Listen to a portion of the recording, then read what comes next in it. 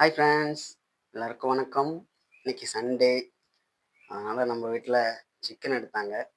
சரி, அதை அப்படியே ஒரு விழாக்கா போடலாம் அப்படின்னு பிளான் பண்ணி வீடியோ எடுத்திருக்கேன். பாருங்கள், ஃபஸ்ட்டு சிக்கனுக்கு வந்து வானலை வச்சு எண்ணெயை ஊற்றி அதுக்கப்புறம் வெங்காயம், தக்காளி, கருவேப்பிலை அதெல்லாம் போட்டு வதக்கியாச்சு. அதுக்கப்புறம் ஹாரி பாட்டர் இருந்தான்.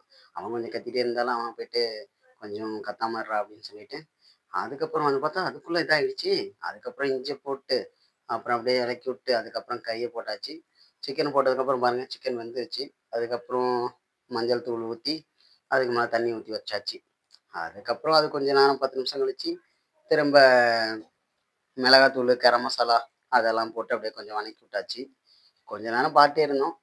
அதுக்கப்புறம் கறி வந்துட்டானதுக்கப்புறம் கொத்தமல்லியை தூவி விட்டு அப்படியே கறியை இறக்கி விட்டு ஒரு தோசையை ஊற்றி அதில் வச்சு அப்படியே ஒரு சாப்பிட்டாச்சு.